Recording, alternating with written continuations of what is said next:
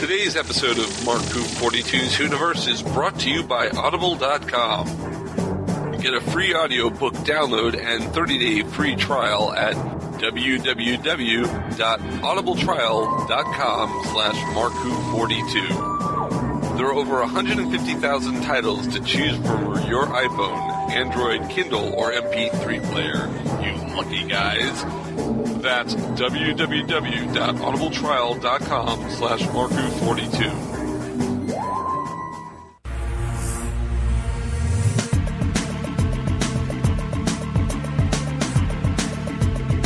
Hi guys, this is Kai Owen and you're listening to Marku 42. Marku 42 Universe.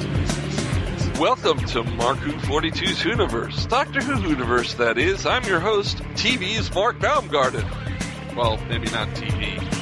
Maybe radio? TV's Mark Baumgarten. TV's Mark Baumgarten? TV's Mark Baumgarten. I'm trying to do the Craig Ferguson thing. There's the Craig Ferguson is no longer doing his show, so I became TV's Mark Baumgarten. Who else do we have? Patricia Helm. Hi. Hi. Didn't sound too convinced about here. that. I don't know. I feel lost here. Is Hurley here? No. Okay. Who are you? I am TV's most excellent Eduardo-m-Freyre. And you really are, because you've been on Burn Notice, so you are TV's Eduardo. Well, let's see. Burn Notice, Right. Magic City. Okay. I also did the pilot for Hoke. I have some TV credits. I got an IMDb page. Does that require taking a shot? Is that shameless self-promotion? I have an IMDb news page. yet, and we're taking shots. You know what? Yeah, I think we'll count that. I think we'll count that as a shot.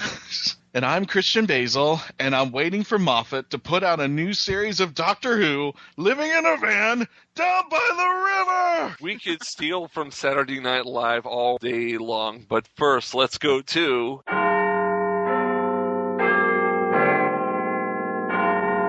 But first, let's get away from SNL and to Monty Python as we do Doctor Who news with our Doctor Who correspondent, Patricia Helm. All right, everybody. Today, we're going... Excuse me, you're obviously not Patricia Helm. Sorry. Get out of here. Get out of here. You can't even wear Patricia Helm's shoes. Get out. Get out. Out. We're on the TV. Stop. Patricia, we Wow. apologize for this delay. Please give us the news. When we got our jobs, we didn't have to be drug tested. did we? This is all natural, baby. I don't know what you got to take. I don't know what you got to take to be this Trash the weird. news, please. Please. All right, well, we're heading into awards season, and actually David Tennant won a People's Choice Awards this last week for favorite actor in a new series for Grace Point, Wow. which is interesting because Grace Point got canceled. But Wait, has it been officially canceled? Yeah, or, Yes, it because has. I know they aired the last episode, but did they officially say, "Oh, we're not going to yes, be doing they a did. season 2"? They did that way before the last Oh, show even yeah. Well, aired. if I can interject, what they said is it's a mini series that they thought they might go into a second series, but if it didn't, they're just saying it's a mini series. So Well, to that's the make way they everyone announced. feel better, it was a miniseries, not a canceled Right. series. Right. And the UK, they have their National Television Awards, and we can actually vote. Even though we're in the United States, I went and voted. Neither Peter Capaldi or Jenna Coleman have been nominated for Best Drama Performances, but Doctor Who has been nominated for Best Drama. It's against Downton Abbey, a show called Celia, and Sherlock. Well, Downton Abbey, I actually got tired of. I stopped watching it. I'm bored with it. Celia, I don't know what that is. And Sherlock, I don't think Sherlock's been on all year. So really, Doctor Who's the only one to vote for. If you go to nationaltvawards.com/vote, you can vote on it until January 21st. Oh, then we have to do that quick. Yeah. Yes. And the winners actually announced that night. That's when they announced them over in the UK. Wow. So vote for Doctor Who. Cool. Now for Series 9... Isn't it amazing that you can say cool all the time and it is cool? That thanks to Matt Smith, the word cool is cool. Because I used to say cool and people go, oh, God, you're such a dweeb for saying I cool. thought that was bow ties were cool. Bow ties are cool too. Yeah, but the bow fact that ties you say are- yeah. cool, you could say cool. No, I think Matt Smith can say cool. I don't know about the rest of us. We can try and say cool, but we're not Matt Smith. Going on to Series 9 news of Doctor Who, which they just started filming this last week. Actor Paul Kaye, he's been cast in one of the episodes of Series 9. He's going to play a character called Prentice, but it is a Block 1 episode, so it should be within the first 4 episodes, I'm guessing. But that's all the information is. But he's been on Game of Thrones, Ripper Street, so he has some cred. But now I'm wondering, Prentice, I think of the title for the first episode. Yeah, Apprentice. Yeah. I don't know if that means anything. Maybe it's Magician's Apprentice. No, I wasn't thinking that. I was thinking Donald Trump is sitting there at his desk, and Clara walks in and he goes, "Clara, you're fired." And I would start. Why did watching you just give Celebrity Donald Apprentice. Trump an English accent? I would watch Celebrity Apprentice for that. Christian just gave Donald Trump an English accent. Well, it is a British TV show. Christian, I'm an American executive who's managed to build his empire from his bootstraps. I don't appreciate you trying to make me European and taking away my Americanness. Ouch. Christian, you're fired. Please stop. Christian, I guess you're fired. You're off the show. And by the way, while I was doing that Trump impression, I actually did my hair in that sort of, I tried to mimic that bad comb over. Can I get back to the news now? Please. In this recent issue of Radio Times magazine, they actually spoke with Russell T. Davies about a couple things. One of the things they talked to him about was whether he knew of any plans for the 10th anniversary of the new Doctor Who. And he said that he got sent an email asking him if he wanted to do something. And he just said no. He said you can't have the 50th and then have the 10th right afterwards. He says that doesn't make sense. So he says, let's just get on with it, just, yeah. And then he was also asked if he would write an episode for the show again. Uh-huh. And he said that Moffat invites him every year to write one. And he says he loves the show, he loves watching them and everything, but he's moved on. He also talked about how he thinks that Doctor Who will never be canceled. He says it's impossible. Well, that's what they never said that before, so that's good. Yeah, because he said that, could you imagine if it was canceled now, that there would be, an uproar in the streets. He said Twitter would be set on fire. Trending on Facebook, Doctor Who canceled. Yep. Oh, that would be the worst day. Oh, that would mean Facebook would just be covered with "Bring Doctor Who back." No, you can't cancel Doctor. I mean, Facebook would break. Facebook would just the internet would break. The internet would break. Yeah. Yeah. All these websites, all these Facebook groups would pop up going, "Save Doctor Who, bring Doctor Who back," including us. He said, as long as there's an audience, that audience will grow up loving it and will want to make it their own, and so it's self-perpetuating. Oh. Which I hope so, but maybe this isn't a popular opinion, but if it goes the way that this last season did, I can totally see it being axed. Really? Yeah. Wow. I know. Maybe that's an unpopular opinion, but I hope it never does, but I think it's just okay, the last series, though. I mean, it was an introduction into something totally... It was a new take on things. Yeah, new take. So you're going to have the aftermath, but I think in the next season, my prediction, I think it's going to do better. I really hope so, and Me too. I'm hoping for that, too. But, like how we're going to talk about our top 10 moments of New Who. Mm-hmm. On my top 10, there's not one moment from this last season. Really? Not one. Wow. Anyway, shall I move on? Yes, you shall. Okay, now. Thou shalt pass. The next two news items are actually a couple of deaths that we've had in the Whoniverse. On December 29th, actor Bernard Kay died, and he was 86 years old. And his film career, his first thing he was in was a movie called Carry On Sergeant, which had William Hartnell. Yes, it did. And he appeared in two of the first Doctor stories, as Tyler in the second Dalek adventure, The Dalek Invasion of Earth, and as Saladin in The Crusade. But he also worked with Patrick Troughton in The Faceless Ones and John Pertwee in Colony in Space. And then he did a Doctor Who audio in 2006, Night Thoughts. And that was with Sylvester McCoy. Yep. But he's most famous for his appearance as the Bolshevik leader in Dr. Zhivago in 1965. So he will be missed. He had a long career. Yeah. And the other person who passed away on January 1st was actually a director of Doctor Who, a lady named Fiona Cumming. Oh, Fiona Cummings, yeah. She actually directed 34 episodes of Doctor Who in the 80s. Yeah. And she started actually with the first Doctor as an assistant floor manager. Right. For the massacre of St. Bartholomew's Eve. Then she became a production assistant for the second Doctor in The Highlanders, which is where introduced Jamie. Yeah. And then in 1974, she actually became BBC staff director. So she worked her way up. Yeah. She started at the bottom and worked her way up. Did you fire her? Oh, but I think he should be fired for that. No, I didn't fire her. Even though she's British, it's a true American success story. I salute her. Fiona, we will miss you. All right, now let's go over to the birthdays. So we're going to do birthdays. Yes. Cool. on to happy stuff. On to happy stuff, yeah. Happy stuff, yeah. And actually both birthdays are on January 14th.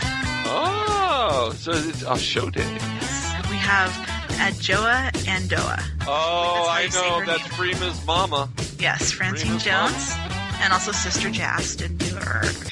She was, one of the cat ladies. Yeah. And also on the 14th, we have Gemma Redgrave, Kate Stewart. Ah, Kate Stewart. Yeah, the woman that we thought got killed that didn't. That was good. That was really heart-wrenching when she got sucked out of the airplane and we're going, oh, God, they killed her too? And then she did get killed. That was good. Yeah. That was pretty bad, Yeah. That's all the news we have for this week. Wow. Okay. Well, thank you very much, Trish, for the news report. Now we're going to move on to our special feature. We're going to be doing this once a month for the next 10 months, and it'll be working in conjunction with Facebook, where the four of us give our top 10 moments, and it doesn't have to be in order, top 10 moments of the first 10 years of New Doctor Who. And when we give you the four, we will then put it on Facebook. After this comes out, it'll be on Facebook. There will be a poll where you can vote for your favorite of the four that we give you, and then at the end of the year, we'll put that into a top 10 list, and it'll be fun. So let's... Of course it'll be fun. It will be fun. Let's start, ladies first, with Trish. Trish, what is one of your favorite top 10 moments of the last 10 years of Doctor Who? Oh, gosh. I'm looking at my list right now. It's hard to pick. Let's see here. I'm going to go with a Matt Smith moment. A Matt Smith moment, okay. Yes. Ed, write this In down. the 11th hour, right at the very end, when Matt Smith is talking to the Atraxi. Uh-huh. That part where they're showing all the different incarnations of the Doctor, and when he steps through there and he says, "Hello, I'm the Doctor." Basically, run. Yeah, that's good. That's a good moment to put in there. Yes. Christian, what's yours for this month? Oh, well, I think I'm just going to throw down the hammer as hard as I can. Day of the Doctor, the Tom Baker appearance, the curator. Oh, yeah. Oh, who knows? Who knows? Yes. Yes. I think it to me, it made up for us classic Whovians when Tom didn't appear in the Five Doctors or any in the multi-Doctor Whoniverse and then showed up for Day of the Doctor. And who is a classic person or somebody who is just a Whovian by heart didn't get teary-eyed or just when you hear that voice for the first time go, I think you might. And everybody was just like beside themselves, and they could see the camera turning, you could see the back of his head, and probably one of the most iconic emotional moments in Doctor Who, period. So I am starting with that one. Okay, Ed? Okay, well, you know what? If you want to, start pressing big red buttons and hit the nuclear option, you know what? I'm going to throw down, man. My moment, I looked at my list and I thought, you know what? To start things off, let's start things off with a bang. My moment, same episode, would be, no, sir, all 13! That was just... I was revisiting that moment again. And the Capaldi eyebrows. The Capaldi... well, first of all, it's Moffat done right. He held back that we were going to have this big finale featuring every Doctor, and then he even went one better by giving us a sneak preview of Peter Capaldi. And also, when I saw that scene again recently, it hit me personally because it encompasses my feelings on what a hero should be, a hero in fiction. The one who comes in and saves the day. The one that when he shows up, you go, we're actually going to make it. He's here to save the day. We're going to live. That's my moment. Well, you know what? It's funny, but my moment fits in with yours, so this is going to be a hard vote on Facebook. Let's see. Christian, you said the Tom Baker multi-Doctor moment. Ed, you said the multi-Doctor moment. I'm going with the original multi-Doctor moment, which wasn't actually on Doctor Who, the show, but was on a Children in Need special, and it does fit canon according to the rules. It was televised, and it does fit in between the episodes. I'm talking about the meeting of the 5th Doctor with the 10th Doctor. Time Crash. When David Tennant and Peter Davison are on together. That, I think, was one of my top 10 moments of Doctor Who new. Okay. Very good. It's a good one, too. Yeah. So we've got those, and we're going to put those on Facebook, and you can vote on those. This is going to be a fight. It's going to be a fight. Oh, man, this is going to be vicious. It's just a little weird. Out of my top 10, you three have picked others that are on my list. So I don't know what to do with them now. Well, So now you got to pick more, Christian. I got to pick more. Well, no, you don't have to. I mean, Oh, no, you could put them up again. Right, if yours doesn't win, you could put it up again. You can put one of theirs again. You can do that. I think that's in the rules. Or who knows, Let's say the curator wins this round, and then the curator shows up like a couple of more times. There will be other moments that the curator will go up against. That's part of the fun of what's going on here. Yeah. We're going to take a break. When we come back, we're going to have a class. We're going to be taught by Michael Quaider on the psychology of Peter Capaldi. We'll be right back after these messages. Attention all Whovians! While you're waiting for the new episode of Doctor Who, start your own adventures with a book from Mark Who 42 Books. They carry unique and rare books at affordable prices. Visit Amazon.com/shops/MarkWho42. That's Amazon.com/shops/MarkWho42. Mark Who 42 Books. Set your imagination free into the Whoniverse. Do you like retro shows? Did you grow up in either the 80s or the 90s? Then tune into Telecast, geekcast-radio.com's newest podcast. Join us here on the Telecast as we revisit some of your favorite shows, such as Clarissa Explains It All, Salute Your Shorts, Saved by the Bell, and much, much more, only on geekcast-radio.com. Tired of listening to the same old music over and over? Are you ready to turn off the radio, give up on your iDevice, or admit your music collection just isn't enough to keep you satisfied? The Gay Dynamics has the answer to your listening needs.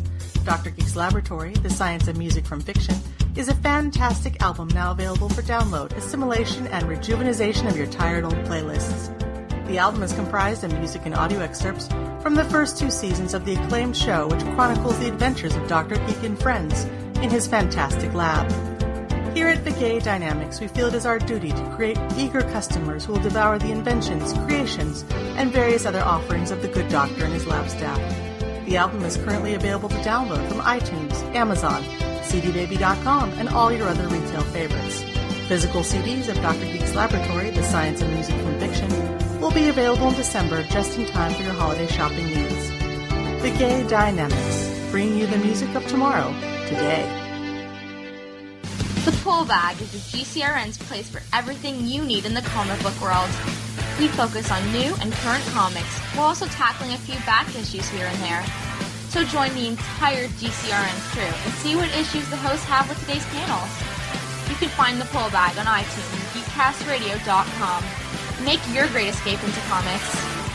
Hi, this is Arlene Tour, the character Dr. Vera Juarez from Torchwood Miracle Day, and you're listening to Mark Who 42 Whoniverse. Welcome back to Mark Who 42's Whoniverse. Doctor Who Whoniverse, that is. I'm your host, Mark Baumgarten, and with me, of course, are Trish Helm, Eduardo-m-Freyre, and Christian-basel. And today we're going to talk about the psychology. We're going to take a psychology course with student Michael Quaider. Michael Quaider, hello. Hi, everyone. Thank you, Mark. I'm glad to be on here. When you had said, come on the show, talk about the psychology behind the doctor, I said, okay, I better bust out all the DVDs. One thing in psychology, and especially studying psychology, you know that it's endless. In essence, there's always something new to be learned or discovered.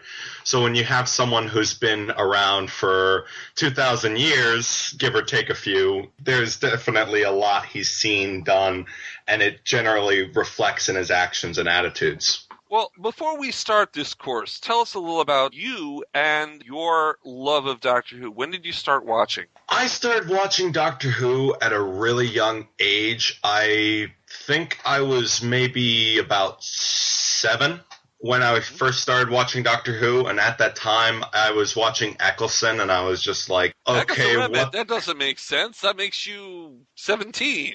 I'm actually 15, Mark. Oh, wait, I know you're not. Yeah, I am. Are you 15? 6'2" with How a beard. are you a psychology student then? I am taking a college class. I'm advanced for my grade level. They let me take one college class each year. I thought you were in your 20s, Michael. Most people usually do. You totally bamboozled me onto this show, but that's okay, Michael. No. Wait, he's 15 years old? He's 15 years old. He totally bamboozled me. Trust me, I may be 15, but I don't look it. I don't, and my mind is certainly not 15 years old. I can make references way, way back and get them. Well, unfortunately, Michael, you do realize that by outing yourself, that means we can't let you into the Doctor After Dark panel. Oh, that's right. Yeah. I didn't go the past 2 years. Oh. I was just like, okay. You just said you're 6'2", full beard. I'll be looking for that. I'll be looking for that. Yourself a bell curve. Started watching with Eccles. God, now I feel like we all have to watch our language. We have to watch our language now. Well, we always trust me, I hear worse on a daily basis. Okay. I started with Eccleston, and at that time, it was really hard for me to keep interest because it was just like really weird and new, and I was like, okay. Then a couple years went by. I had been following Doctor Who news, and I think it was around the time of Smith's first run. When people were posting a lot of controversy about the first scene with Karen Gillan when the Doctor changed in front of her. Right. And people complaining that she was a sex symbol, and I said, so there's thought-provoking. So I said, okay, let me go back, give it another shot. I got halfway through Eccleston again, and I said, you know what, I really can't do this. Then I waited a while. Then I saw 2 episodes when Clara became the companion. And I said, okay, I have to watch it all again. And I came at for the 3rd time with fresh eyes, and I said, this is really entertaining. I've always been a sci-fi guy. Right. But Star Wars and Star Trek never appealed to me. So there's nothing really for me. So now I had these fresh eyes, and I said, hey, this is cool. This is inventive. A lot of my friends are English or from England. So the accent, the culture, I'm always looking for ways to connect to different culture around the world. You said you're a sci-fi guy, but you're not a Star Wars or Star Trek guy. So other than Doctor Who, of course, what sci-fi does appeal to you? What sci-fi does draw you in? I do like Star Wars now. I went back and watched all the movies again, and I think with the hype and everything, I do like the new Star Wars premise of it. My big thing is I don't really know what I attach to sci-fi wise. A lot of little independent comics. There was an old animated movie I think done in 1999 in Canada, and it was all followed the theme of space. I'm trying to remember the name of it, and I love that movie. Science fiction in general. I was always big into movies, and my father as well. He's a big movie buff. The Wild Wild West. Oh, I love Wild Wild West. Not the movie, the TV show. I love the TV show, but the movie is kind of like my guilty pleasure movie. It's really guilty. Pleasure. Yeah, that's really pleasure, seriously guilty. Here's a question, Mike. Guilty. Out of Star Wars, episodes 1 through 3 or 4 through 6? I prefer 4 through 6. There you go. We have right answer. I can like you now. I can like you now. Okay. I prefer 4 through 6. 1 through 3 was okay, in my opinion. They're not as bad as some of the diehard fans make them out to be. I just think they're kind of stubborn. But they aren't the best films, in my opinion. The effects are nice, but the originals are better, just in my opinion. It was a little bit more eerie, a bit more haunting. It was something new. Didn't hurt that the cast could use some acting lessons. Most of Yeah. Well, Natalie Portman had acting lessons. She was good. It's just that Lucas, killed joy in her heart. Yeah. She died from a broken heart. Yes, she did. Okay, I think it's time for class to go into session. So, Professor Quaider, tell us how Professor Quaider? Tell us about Capaldi. Oh, no, we're the professors. No. He's our teacher today. He's our teacher. He's 15. Well, actually, I do. At my high school, I'm part of a extracurricular program where I teach a middle school class. And they call me Mr. Quaider. No offense, Mike. I got furniture that's older than you. Everyone always gets hung up on my age. Well, see, this is the thing. Hey, you know more than me. I'll give you that. Since I do sub high school, as far as I'm concerned, think of this as your review. You are being tested now. This is Peter Capaldi 101. Well, I guess my biggest thing that I want to start out with is, and I always open up my lectures or my speeches or my lessons with a question to the class, and I guess this is going to be my opening question.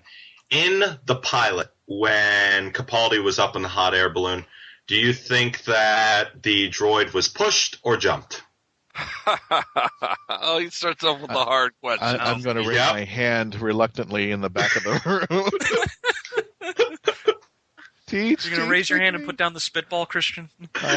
being that we're in the mindset of Moffat, and sometimes it's painful to actually sit in said mindset sometimes because you have to actually go, what the hell? Yeah. I would say, and I hate to cop out, maybe it doesn't matter. Maybe because it's one of those questions where in movies and TV shows say, here is your question. What do you think he did? And I think that's what Moffat was trying to do with the character. And in the end, when we finally got to Death in Heaven, I'm not a good man. I'm not a bad man. I'm not a soldier. I am just a man. So maybe it doesn't even matter whether he pushed or fell, but I get the feeling with Moffat we're going to find out maybe the balloon shook by accident and he fell off and something like, something weird that happened, but it's Moffat's world. But for me, when we got to the finale, it doesn't matter if we're going by what Moffat wants to see in the Doctor. I also think it doesn't matter because maybe the whole last season was a dream. It could have had a crab in his face. The head crabs. It was all the head crab. Because if it was all a dream, like Last Christmas is implying that maybe they're still dreaming. Then how in dreams how you cut from one thing to another. Yeah. Maybe his dream cut away before he jumped or was pushed. Is that a cop-out? That's fun. No. Because I was sitting, my dad, usually when it comes to Doctor Who, I'll watch the season first, then I'll go back and sit and watch my dad's reaction as well as analyze what I missed. So every episode or season, I essentially see twice or more. And when for the first time ever, he saw the Christmas special before I did, and he wanted to see my reaction for once, and he said, it's one of those episodes that writes itself, in essence, and it's really easy to figure out. It's not some grand scheme of things, and that's how he viewed it, and I generally think it's not a cop-out, because in all essence, it can be that way. Mark, what do you think? Well, I would like to believe that, here's the thing. I think it's the Doctor's fault either way, because either the Doctor convinced him to jump, or the Doctor pushed him. So either way, the Doctor's culpability is right there. Okay. Ed, do you think he jumped or was pushed? See, that's tricky. And another cop-out answer is pretty much whatever answer anybody comes up with is what is it saying about the Doctor or what is it saying about they themselves? Thank you, sir. You gave us the magic answer. Oh, Ed, you sucked up to the teacher. That's his fault. He cheated. That's the segue. Hey, you know what? I didn't cheat. I didn't suck up to the teacher. This is called being an English major, baby. Okay? This is called having a bachelor's in English. Okay? Put your bachelor's away and sit down and let's do it. I just think his answer is so, and this is where I like this incarnation of the Doctor, because it's really a segue, and when the fans, I think, watch this season, they think to themselves, who is this person? What is he all about? Because it's really, this incarnation of the Doctor is not a good man or bad man, like Christian said, or a soldier or that. He's just a man. The entirety of it is the human perception of what he's doing. I have two friends who are really into Doctor Who. They both watched the pilot for Capaldi, and then they said they didn't like it, and they cut off with the season. I said, you shouldn't have done that. They made a mistake. Because it definitely got better. I sat with my father. I said, which episodes do you think were good? Which ones were bad? He said, I could have done without the first 1, 2, or 3 episodes, but everything else from there was good. Were those friends male or female? Just curious. They were both male. My one female friend said that she likes Capaldi but doesn't like him. Doesn't like his presence, I guess. But no, my friends were both male. One is a boxer who can barely keep attention for 2 seconds. The other one is a hardcore analyst. He's always overanalyzing everything. But no, and in essence, I think that they are misstrued because it's a spectrum. And I guess that's what psychology is all around. It's all perception. What is reality? What is the Doctor, in essence? My dad and I watched, I think it was episode 2, Into the Dalek. And in it, he says, you would make a good Dalek. And we go back to, I know Tom Baker had, Darvo said that to him. I know Sylvester McCoy, Eccleston. Yeah, Eccleston said it too. Yeah, and I think they said it to Smith as well. Either Tennant or Smith. They said it to him as well, and I just go back to, he's seen a lot of tragedy, he's seen a lot of war, he's now unattaching himself from all of that because he's looking for Gallifrey, in my essence. The thing he was trying to save is now out there. It's like Tenet's ending. I'm making the rules now. And I want to go back to the beginning of that episode when they first entered the Dalek. There was a scene where the antibodies killed the soldier, and he just killed him on the spot. He said, "Sorry, you were dead beforehand." Yeah. My father saw that and he said to me, "That is not right. That is too cold for the Doctor." And I said to him, "No, it isn't. He's seen all that tragedy. He knows what's there and what isn't." And then I guess my biggest thing is how Moffat wrote the first episode. It was a big psychological segue for the fans because Clara's unsure of the Doctor, and in essence, Clara played the part of the fans and the Doctor as himself, trying to segue into that. We definitely brought that up in the review. In fact, with Clara wearing the bow tie sweater. She obviously represented all the fangirls out there. Yeah. Oh, my boyfriend's gone. No. Yeah. Who's this old guy? Trish actually brings up a good point, because you did have that line by the Doctor where he goes, "Clara, I'm not your boyfriend." Yeah. Was the Doctor talking to Clara, or was Moffat talking to the fangirls? And I genuinely think this season has taken a little bit of a darker turn than usual. And speaking of Magic City coming up this following week, I think Magic City. Let's not Colin Baker is going to be at Magic City, and I was reading an article recently. I forget what the magazine was, but I think it was like Geek Out or something, and it was the top 30 fandoms. Doctor Who placed number 3, and they did a whole article on Colin Baker because of Magic City, and they said that when Colin Baker came as the Doctor, the show took a lot darker turn, which was something that I liked. I actually own the Colin Baker series on DVD, but he said that's what killed the show. And all throughout the season, I saw countless articles. Who is Missy? Why is the show so much darker now? And I forget if this was false or not. I think this was the BBC, but Moffat is actually leaving the show. Here's hoping. No. For some fans. And we'll have the Do You Know the Moffat Man panel at Magic City again this year. Check out my hand raised. I have a question. I have maybe a statement on this one because it's just thought-provoking, as you mentioned. And for the 3 guys on the show that we've grown up 70s, we've always, because of the way the show has ran, had a perception of how the Doctor felt. In fact, that was one of the things that threw me off too, which made me feel uncomfortable about the season, was this Doctor's a jerk at first. Oh, yeah. But when we got to see Mummy on the Orient Express, the caretaker, there were scenes in there that I could see this Doctor coming out. Mm-hmm. And we've had this perception because, thanks to RTD starting it off, that this is the Doctor the way he is. But for the show to survive to another 50 years, we're probably, and this is maybe something that I can credit Moffat for, we're going to have to break out of that shell. We're going to have to see things that we don't see. And as weird as it sounds, I just recently saw Justice League Doom. Has anybody seen it yet? I don't want to spoil it. Not yet. Yeah, I have. I've seen it. You've seen it. Okay. But you know what? You can spoil it. Go ahead. I can spoil it? Yeah, I don't care.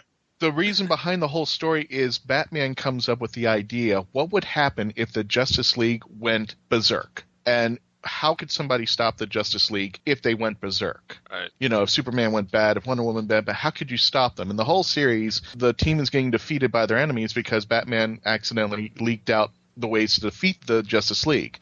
In the end, Batman gets thrown out. But Superman ends up giving him a piece of kryptonite saying, you know what, if something like this should happen, I think you're right. Here, I want you to stop me. You're going to be the man that stops me. Yeah. Well, and in the old comics, in the 1986 revamp, when they started that up again, Batman definitely had a piece of kryptonite, just in case. That animated movie, the one you're mentioning, Christian, it is based off a real comic storyline that was called Tower of Babel. Yeah. But it was the same thing, the fact that Batman had these contingency plans all set. Always does. And, but given the fact that, I think the story is about, and especially this particular season, we've defined the Doctor based upon what we've seen, but do we really know the Doctor? Yeah. And in the end, in Death in Heaven, he says, I'm not a good guy, I'm a bad guy, I'm an alien learning things, growing up.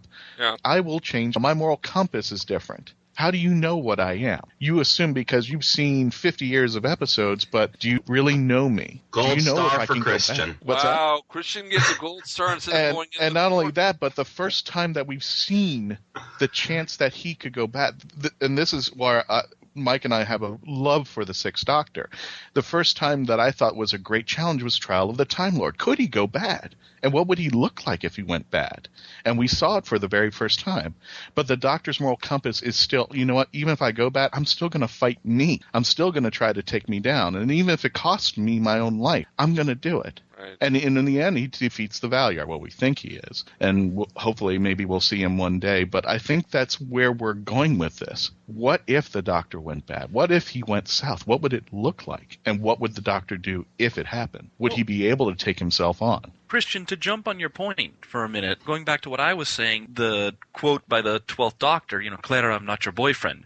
Is it also the fact that, it's not so much those of us who grew up with the classic Doctor? Is it also more towards the new fans who, have to go back to the classic episodes kind of saying, hey, the Doctor is not going to be this young, handsome, chipper fellow. There is a darker part to him. There is a part that's not so kind of goofy, Time Lord goofy. Is it to the... He told Clara that we were going... He told Clara that they were heading into darkness.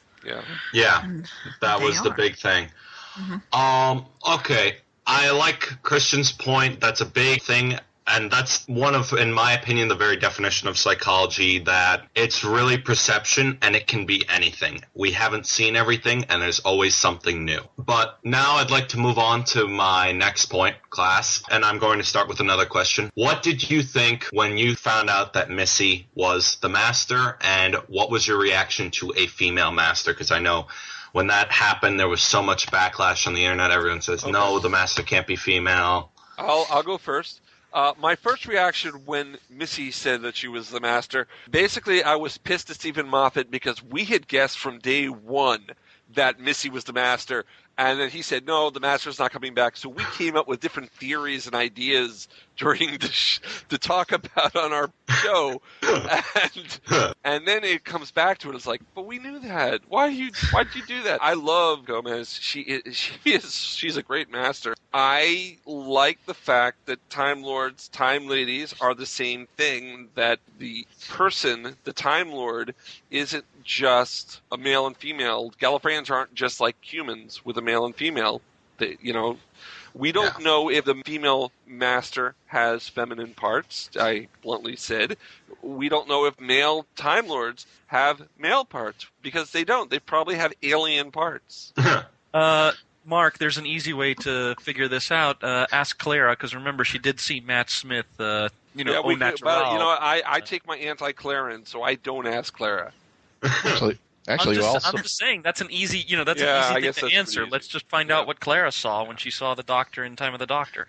Actually, we all saw half-naked John Pertwee when he regenerated coming out of the shower. Yeah, and we apparently did. You can regenerate with tattoos on your shoulder. The tattoo, yeah. Well, like Mark said, we had come up with all these theories because, we forgot that Moffat lies. Yeah, we repeatedly. forgot that. And that was a mistake. So we just assumed that he was telling the truth this time, although why we did, I don't know. I don't know. So I thought that, she would be the Ronnie or just another time lady that happened to, slip through the crack of time.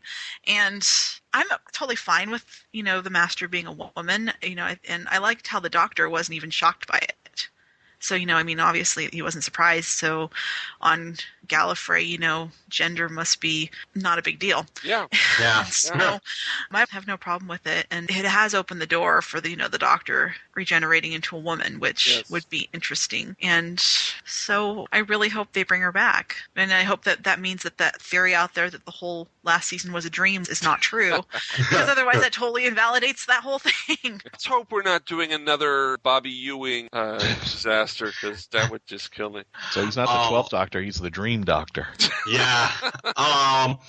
I would like to make a point. I went back and I had to watch the Into Darkness in the last few episodes again, because when I went back and I thought to myself, everyone's so up in arms on the internet about a female master because there's a possibility of a female doctor. And if you know the classic series, you know that there were time ladies. I know that was the whole reason for 6 regenerating into 7 is a time lady pulled down the TARDIS and yeah.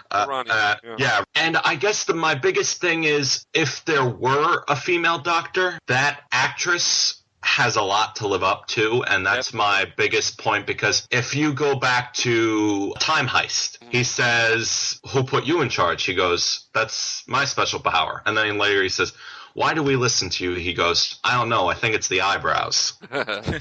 And if you look at Missy in the plane, she's insane. And you see that she is insane. And so for a female to take on the role of the doctor, I think it's perfectly plausible, but they got to be a heck of an actress because she has to convey that, walk into a room, okay, everyone knows I'm in charge, and have that light, almost aspect about her that even at those little humorous moments when everything's serious, she'll be like, ah, ha, ha, ha, ha, like Missy was, but Missy was just all chaos, no control. Right. I agree with what you're saying. She'd have to be one heck of an actress. And then also it's like if they, they have to find that fine line between making her too young and too pretty, because then all the older fans are going to, well, shut up, Christian.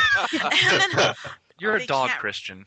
Then they can't really have her be too old looking. Yeah. They have to find that perfect balance, because if they make her too young and pretty, then all the older fans are going to be like, oh, you're just doing it to appease the younger fans, all the ones that just want a hot young chick as a doctor, versus, everyone that's, Emma Watson is the doctor. You're making this sound like a bad thing. It is. And that would be a bad thing. In essence, a young doctor, a young female doctor, I think that's kind of saying, okay, we're just trying to appeal to younger people. Yeah. I think you need to find a good balance. Like, one big thing for old classic Who trivia that new fans struggle with, they think that the old series, the doctors were younger and younger in ascending order, and that's what they believe, but they don't realize that I think it was Colin, he was younger than the 5th Doctor, if I recall correctly. No, Colin was older than the 5th Doctor.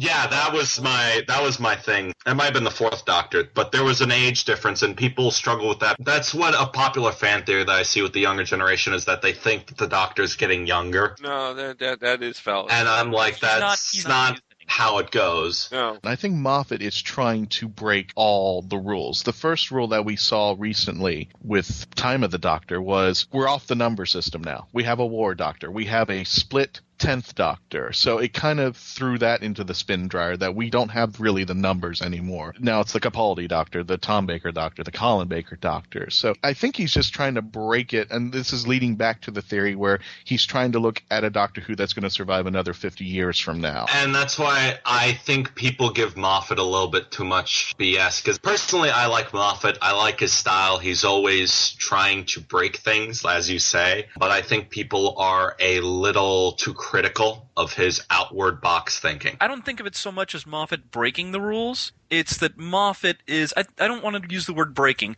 I'm going to use the phrase pulling the trigger, because back in the classic series, the 5 Doctors, it was implied that there is a way to break the numerical limit. Moffat is just the first one to just out and out bust it and say that, yes, the Time Lords can give people an extra set. Here they are doing so. It wasn't so much breaking the rules as it was, again, pulling the trigger. Implications that the Time Lords are not held down by gender. Once again, with Missy Master, he pulled the trigger and he said, okay, instead of just talking about it, here is an example right here in front of you of that happening. So and that goes back to the Master in the 8th Doctor movie. Maybe Moffat should write a Western if he pulls the trigger all the time.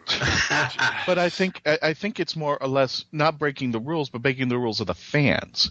Whereas everybody's going, it's reinventing. No, it's inventing. Yeah. Because we haven't written all the rules out. And Moffat's being very careful not to write the rules, as our friend Andrew Cardinal came out and said, because if we write the rules, the story's over. Because he is supposed to be Doctor Who. Fans like myself, and I'm sure you guys can appreciate this, we've seen the Pertwee Capaldi, Delgado, we've seen the Baker, Ainley, and we're used to that male thing going.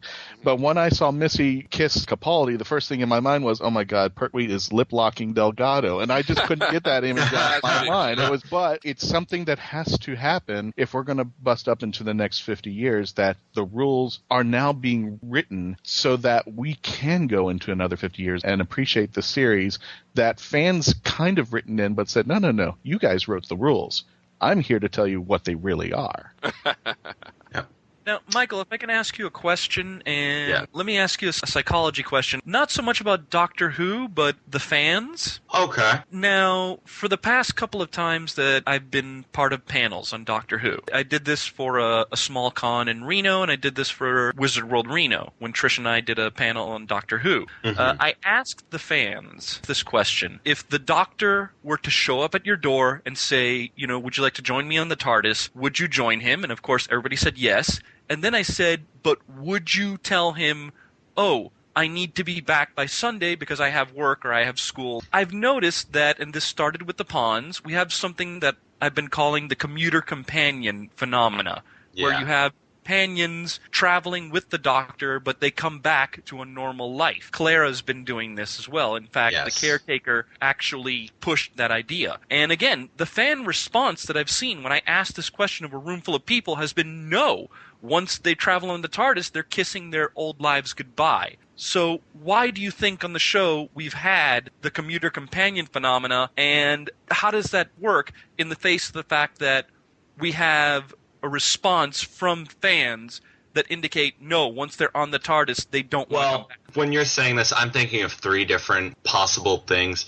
One, I'm not going to try to understand Moffat. I'm not going to try again to his mindset because that's impossible in my opinion. But I genuinely think that Moffat goes again. He's not writing the rules, but showing a new side. And I would like to answer your question that you asked the fans. If the Doctor came to my door, I would say no. It would break my heart, but I would say no, mainly because I know that when I go out there, it's going to be really difficult to transition back. And that's why I think a lot of fans, because they have such love and devotion for one man, it's, I don't want to say Florence Nightingale syndrome, but it's a man that they've seen in action, they've felt attached to without actually coming into contact with him. It's the same thing with celebrities. You see... So they feel that the man is worth the monsters. Yes, exactly. Oh, class is over. Wow, that was a great class. You know what? Like I said, I've done substitute teachings. I guess Mark is the one that 2 minutes before class will have his books ready, and the minute the bell rings, he'll be out the door, no matter what the teacher says. See, I know you now, Mark. I know No. Actually, I'm late for next class because I'm still here talking to the teacher like I'm doing right now. Michael, I want to thank you so much. You're 15 years old. Who knew? It's I feel like I'm a moron. Oh, trust me, I've so many times. My big thing is I work convention to convention because I buy and sell artwork, and that's a big thing. I sell artwork that I buy at conventions on eBay, and I have a lot of personal relationship with artists, and I meet with cosplayers and artists and people that I work with on regular time. And usually I'll be working with them to a point where we don't know each other's age, and then they'll ask me, oh, how old are you? And I'll tell them. And we have such a developed relationship that doesn't even matter. Yeah, I guess it doesn't. So, because in essence, age is not a measure, in my opinion. No, I guess it's not. So long as I'm not doing illegal things, fine with me. Yeah, no drinking. I'd never touch alcohol. Even if you offered, I wouldn't. Well, that's good for you. Good for you, Michael. Alcohol is a bad thing. Can we use this course for college credit towards our tuition? I think you can. I have to sign some forms. For yourself, I already got my bachelor's. So. Yeah, but you should go for your. That's why I'm going for my master's. No pun intended. For your master's, or maybe your doctor. So, Michael, maybe we'll have you back on. This was really fun. Gladly. All right. So thanks. Okay. He's already analyzed us. He's running for the hills right now. Boy, class was hard, wasn't it, guys? It was fun, though. It was fun. Speak for yourself. I can't believe he's 15. I just cannot believe he's 15. Totally.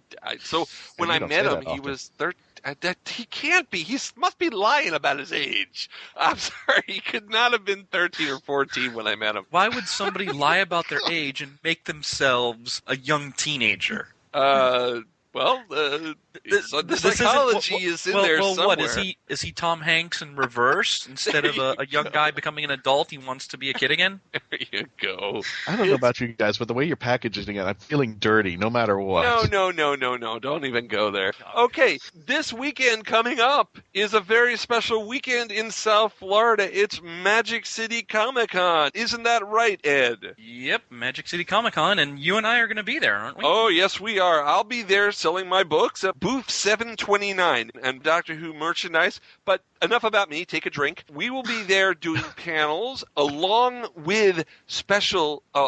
I cannot believe the guests this year. First of all, for those of you who couldn't join Trish and I at Wizard World Reno, you get a chance to meet Karen Gillan because she's going to be there. Wow, Karen Gillan. I wonder how much does she charge for an autograph or a picture? $60? Yep. Wow, that's as much as Billy Piper gets. Wow. Hey, she's Amy Pond. She's Nebula. I'd say that's worth it. Yeah. That's $30 a character. Those are iconic characters. So there you go. I'd say it's worth the money. Yeah. And we're gonna go a little alien because Dan Starkey, aka Strax, he's gonna be there. Oh, wasn't he that great elf in the Christmas episode as well? And he was an elf in the Christmas special. I hope that you and I can get a chance to ask him what it was like to play a part in Doctor Who that did not require sitting for long hours in the makeup chair. Oh, well, he had a little makeup to put on. Yeah, he had the ears. Well, he had the ears, but I mean, come on. It's the ears versus the whole potato head. Yeah. Come on, no contest, Mark. I saved the best for last. Oh, yeah? No offense to Karen and Dan, but we're actually going to be joined by one of the doctors, Colin Baker, the Sixth Doctor himself. I think Mr. Quaider did mention that earlier, but yeah, I will confirm. Colin Baker is going to be there, so we're going to have a doctor. So we've got a doctor, a companion, and an ally. So there you go. That makes a great show. I think we got the makings of a great little spin-off adventure. Just have Amy accidentally dropped into the time vortex. She gets picked up by the Sixth Doctor, and they end up running into a battlefield. And ooh, look, there's Strax. There you go. See, we got the makings of something here. We already had that with the Sixth Doctor in Big Finish. Yeah, we had that with Big Finish. We had that already. Hey, who's to say we can't have it happen again? But this could be a one-off. Come on, guys. We could have one of the lines that we could have Colin say is, "Oh God, not again." It's going to be fun, and we will have a report on Magic City Comic-Con in 2 weeks. Mark, I do believe we'll have the recorder there, won't we? Yes, we will. Not only can you buy some Doctor Who merchandise, but you might even hear yourself on Mark Who 42. That'll be cool. And Mike Quaider, I met at a convention, so you might end up on the show as a guest on the show. In order to do that, you'd have to be like a child genius. Yeah, you'd have to be a Wesley Crusher, basically. Yeah, that's what he is. He's a I got it now. Okay. So you'd have to show off some genius stuff there. So let this be a lesson to any of our younger viewers. This is why you should do good in school. Yeah. Okay, so you could actually become really smart, and then you can prove your smartness by coming on our show. Don't forget, go to markwho42.net and join the Whoniverse Army. You can get Doctor Who news. Our podcast is based there. Go to our Facebook page, Mark Who 42's Whoniverse. Tweet us at Mark Who 42. You can listen to us weekly on Krypton Radio, or listen to this episode or other older episodes at iTunes, markwho42.net, florida-geek-scene.com, geekcast-radio.com, and don't forget to vote for us in the second annual GCRN, Geekcast-Radio-network poll. We're up for that, aren't we, guys? Yeah, we're up for Best Partner Podcast again. So hey, let's make it 2 years in a row. Again, in fact, you know what? Let's do a Doctor Who sweep. Vote Mark Who 42 for Best Partner Podcast. Best Sci-Fi Movie, vote Guardians of the Galaxy. Best Returning TV Show, vote Doctor Who. There you go. Hell, Best Drama. You know what? Put in Grace Point anyway, so that because it has David Tennant. Okay, there you go. Let's make sure that Doctor Who dominates the GCRN awards. There you go. We got to teach the GCRN that Doctor Who is a phenomena and that it is not going away. That is correct. Just like RTD said, it cannot be canceled. It is invincible now. We are invincible. We are undefeatable. No, Bane. No, Bane. Any final words from our crew? No, Bane. No pain, no gain. Oh, yeah, Mark, I do want to mention something because recently we got confirmation. I'm going to tell the fans in Central Florida so they can get ready. Oh, yeah. April 10th through the 12th, we have been confirmed, Mark and I at least, we will be at MegaCon. Oh, yeah. Orange County Convention Center, April 10th through the 12th. And we still have yet to get confirmation strongly on this, but we will be hosting panels there. Yeah, that should be a good con. Hey, Stan Lee's going to be there again. I love Stan Lee. Yes, he is. Stan Lee has been confirmed at MegaCon. But we'll be talking more about MegaCon in the months to come, because it's not until April. So, Trish, any final words? No, you guys have fun. I wish I could be there to go with you guys, but... I wish you could be there, too. A little far for me to go. Ed's going to miss you, but Ed's coming back to see you soon after, so don't worry. I'll keep him in line. He won't be going out with any of the anime cosplayers. I'll make sure of that. Oh, my God. I'm not worried. Yeah, no, trust me. Believe me, there's no way anybody at Magic City would be able to take me away. Sorry. I'm heading back to Trish. So Sailor Moon, stay away from Ed. Until next time. Sailor Moon? Come on. What? Mark, you don't pay attention to my Facebook. You don't pay attention to my Facebook. At least if they wanted to do an effort, if they wanted to at least make an effort, even though they would fail, they would do Faye Valentine from Cowboy Bebop or Slave Leia. Wow, he just seems to have a list all of a sudden on standby. He has a list. He has a list. Trish, I'd be worried. I'd really be worried. No, Bye. Get your mind out of the gutter, Christian. Jeez. No way. Jeez, how do you ever clean? How much cleaner do you have to scrub that thing? What do you have to do to get this recording to stop? Shut up, everybody. You're the Quiet. What, Mark? Hey, mistress has spoken. Shut up. So long, everyone. Yes, mistress. Mark 42's Universe has been written and presented by Mark Baumgarten, Patricia Hell, Eduardo-m-Freyre, and Christian-basel.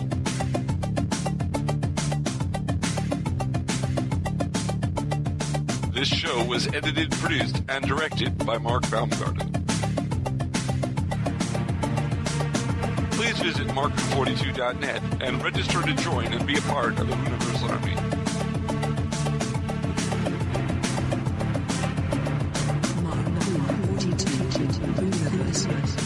We can be contacted by email at mark@mark42.net with the subject line $?.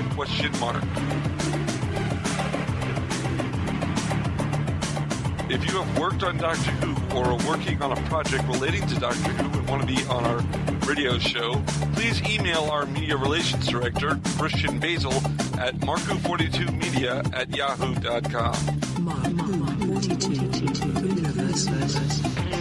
Doctor Who and its properties are owned by the BBC, the British Broadcasting Corporation.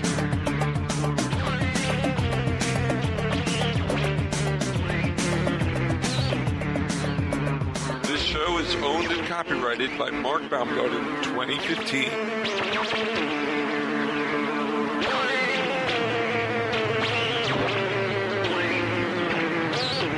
You're listening to Krypton Radio.